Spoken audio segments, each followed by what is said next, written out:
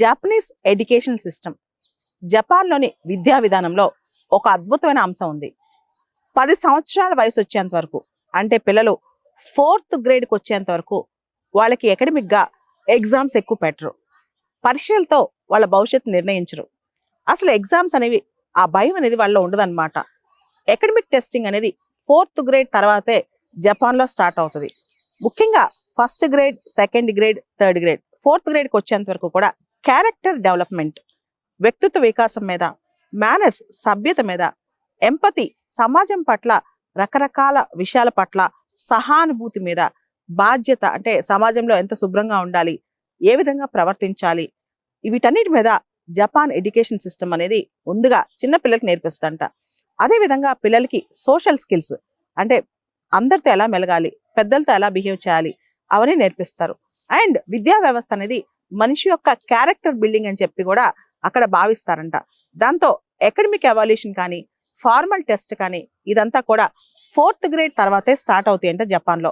ఇది ఒక అద్భుతం అనే చెప్పాలి. భారతదేశంలో కనుక మనం చూస్తే పెద్ద పెద్ద స్కూల్స్ లో, ఇంటర్నేషనల్ స్కూల్స్ లో భారతదేశంలో పిల్లల్ని జాయిన్ చేయాలన్నా సరే పేరెంట్స్ కూడా ఎగ్జామినేషన్ ఉంటుంది అనమాట. వాళ్ళని కూడా పిలిచి వాళ్ళతో మాట్లాడతారు. అవసరమైతే వాళ్ళకు కూడా ఎగ్జామ్ కండక్ట్ చేస్తారనమాట. అలాంటి స్థితిలో మన దేశం ఉంది. మన విద్యా వ్యవస్థలో కూడా మొదటి కొన్ని సంవత్సరాలు క్యారెక్టర్ బిల్డింగ్ మీద మనం ఫోకస్ పెట్టాలి. మనం చూస్తే కనుక ప్లేటో పెద్ద పొలిటికల్ థింకర్. ఆయన విద్యా వ్యవస్థ గురించి మాట్లాడుతూ పిల్లలకి పుట్టినప్పటి నుంచి 6 సంవత్సరాల వయసు వరకు కూడా వాళ్ళ పర్సనాలిటీ డెవలప్మెంట్ కి సంబంధించి మనం అనేక అంశాల్లో వాళ్ళకి ఫౌండేషన్ వేయాలని చెప్పి ప్లేటో కూడా చెప్పారనమాట. మనం గనక గమనిస్తే ఫినిష్ ఎడ్యుకేషన్ సిస్టమ్, ఫిన్లాండ్ లోని ఎడ్యుకేషన్ సిస్టమ్ లో కూడా చిన్నపిల్లల్ని క్లాస్ రూమ్ లో కూర్చోబెట్టి ఎక్కువసేపు బోధించరు. వాళ్ళకి ఫీల్డ్ యాక్టివిటీస్ కావచ్చు, ఎక్స్ట్రా కరికులర్ యాక్టివిటీస్ కావచ్చు, లేదా యాక్టివిటీస్ బేస్డ్ లెర్నింగ్ కావచ్చు, అలానే నేర్పిస్తారనమాట. చిన్నపిల్లలు అంటే ప్రైమరీ ఎడ్యుకేషన్ స్థాయిలో మనం చూస్తే కనుక ఫిన్లాండ్ లోని ఎడ్యుకేషన్ మోడల్ ప్రపంచానికి ఒక ఆదర్శం అని చెప్పొచ్చు. రీసెంట్ గా అమెరికాలోని కాలిఫోర్నియా స్టేట్ కూడా చిన్న పిల్లలకి హోంవర్క్ ఎత్తేసింది. ఇంటికి వెళ్ళాక కూడా మళ్ళీ స్కూల్ పని ఏంటి, వాళ్ళు సమాజంలో సభ్యత, సంస్కారం నేర్చుకోవాలి, ఫ్యామిలీస్ గురించి నేర్చుకోవాలని చెప్పి కూడా చెప్పిందనమాట. అంతేకాదు జాపనీస్ ఎడ్యుకేషన్ సిస్టమ్ లో కూడా చీ టోకు టాయ్ అనే విద్యా విధానాన్ని ఫాలో అవుతారనమాట. చీ టోకు టాయ్ అంటే, చీ అంటే నాలెడ్జ్ నేర్పించడం, టోకు అంటే వర్చ్యూస్, వాల్యూస్ నేర్పించడం అనమాట.